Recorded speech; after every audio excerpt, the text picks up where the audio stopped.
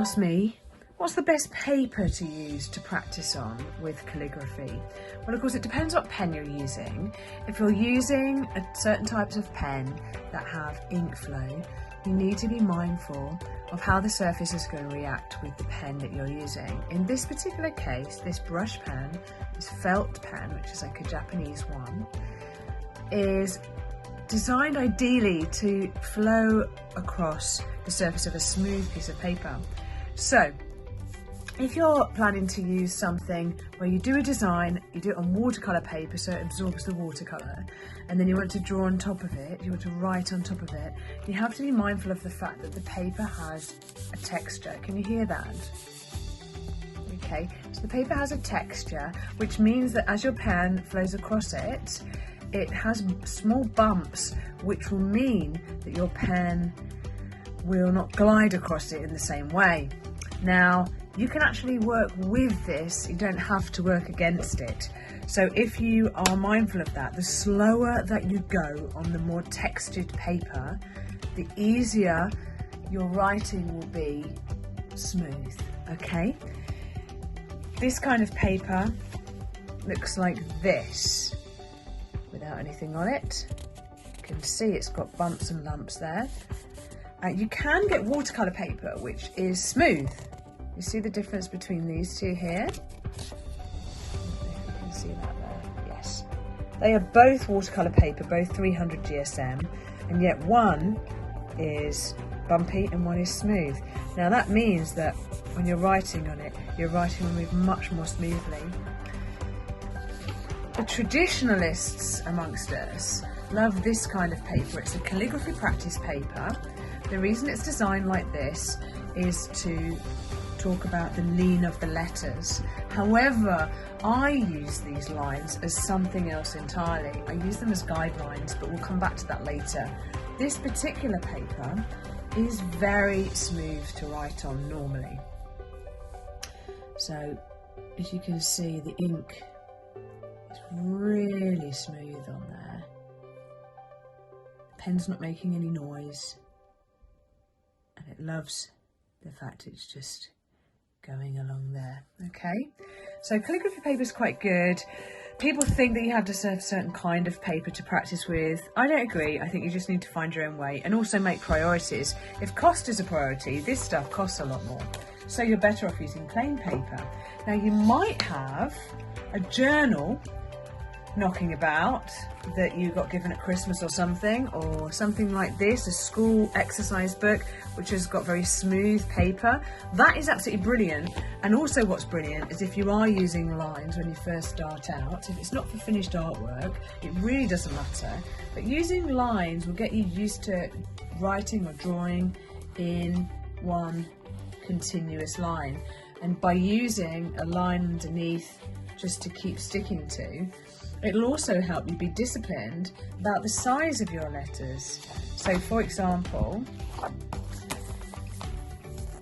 oops, fumbling about here. For example,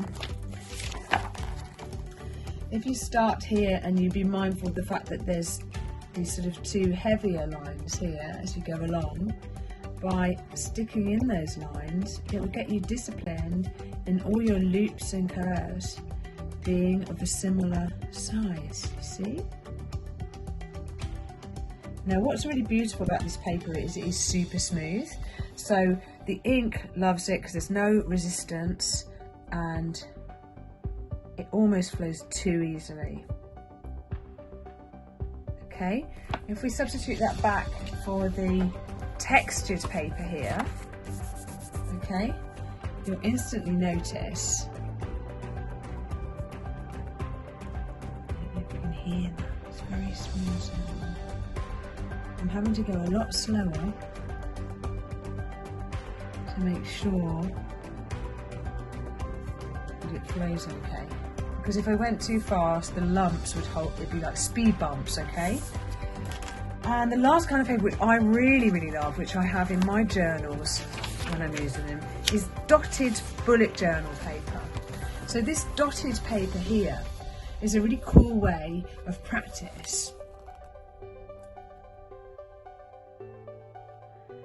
when you stand back and look at your work, you're not seeing lines. It's a little bit like children when they say, oh, I don't want to ride my bike with the stabilisers on.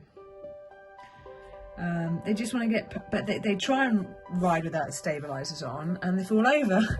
So when you use this dotted paper, yeah, and you stand back from it, you don't tend to see the dots anymore and you feel a lot better about your work. Here's something I did a bit earlier. If you look at that just on the surface of it, you can't really see the dots, but they are there when you go close. So by making your work as impressive as possible to you as you can as you go along, you're more likely to progress a lot more easily. But basically, any paper you've got lying about, I mean, heck, you might even want to use a shopping list paper. This is just standard thin paper. I don't believe you need absolutely special paper. Just find the smoothest paper you've got to hand, okay? And then your results will be better off, okay? So, what I'd be mindful of at the moment is just being more observant about what kind of paper you're using whenever you do any writing, and that way you can make informed choices about your work surface. And here's a selection of some of the papers we just talked about. Calligraphy practice paper here, dotted journal paper, graph paper, shopping list paper on any common or garden house pad, and watercolour paper. Just take a look at this buffet of papers and decide what works for you best. You might even decide that your best option right now is just plain paper until you've got even better.